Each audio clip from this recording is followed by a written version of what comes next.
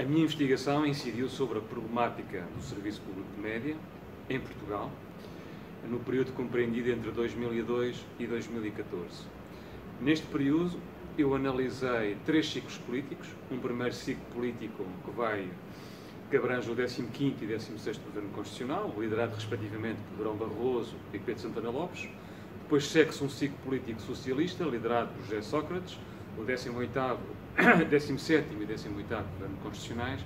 E, por fim, um terceiro ciclo político de centro-direita, liderado por Pedro Passos Coelho, em que existem 2 ministros com responsabilidade da pasta, Miguel Relvas e depois Miguel Paiós Maduro. O objetivo desta investigação foi tentar compreender qual é o papel da RTP no mercado dos mídias, por outro lado também perceber da parte de um conjunto de atores representativos do campo social, político, regulatório e de mercado, qual é a sua percepção relativamente ao modelo de serviço público e, por fim, analisar também quais foram as opções políticas, neste período temporal, sobre o modelo de definição de serviço público. Para o efeito, eu recorri-me a uma metodologia qualitativa, assente na análise de dados, para o qual eu fiz uma investigação apurada de documentos, textos legais, nacionais e europeus, e também um conjunto de 113 documentos.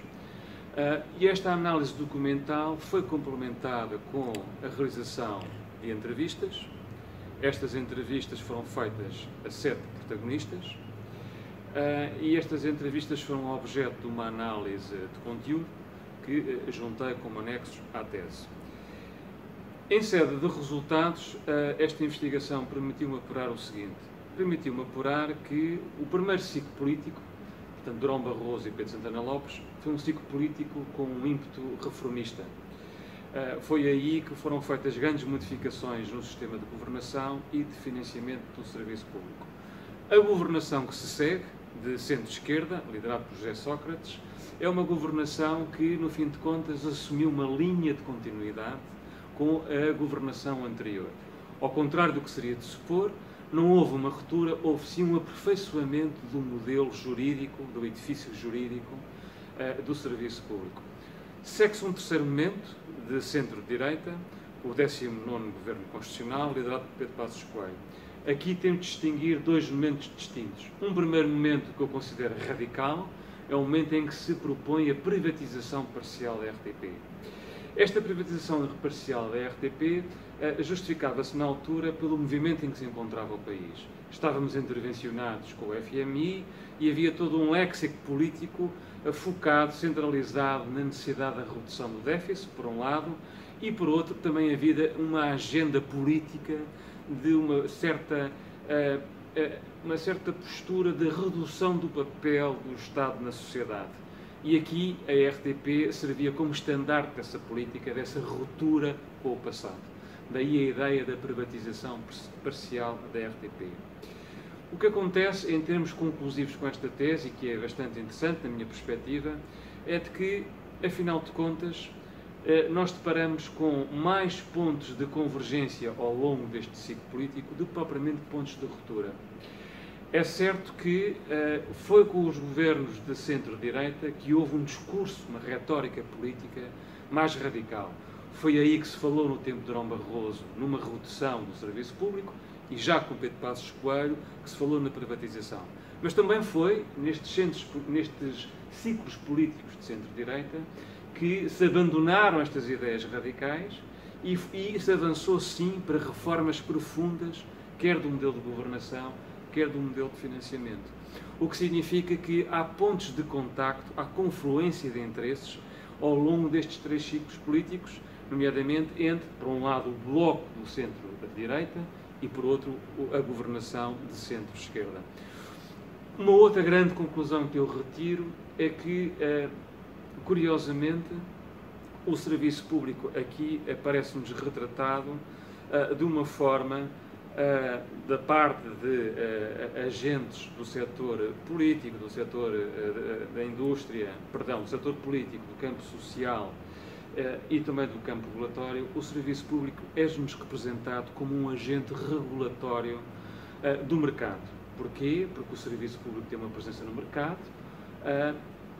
no mercado da publicidade e das audiências. Acontece que qualquer decisão sobre a limitação do período de publicidade que o serviço público pode ter tem uma implicação no resto do ecossistema mediático.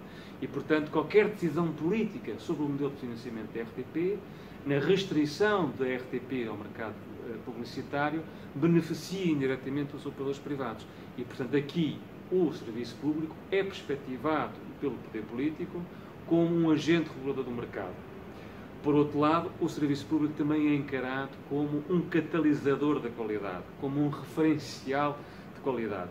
Ao invés, os representantes da indústria, dos média, operadores privados, apostam no papel do serviço público como um meramente elemento complementar da oferta dos operadores privados. E, portanto, aqui percebe-se bem o posicionamento distinto dos atores conforme a sua origem relativamente ao serviço público.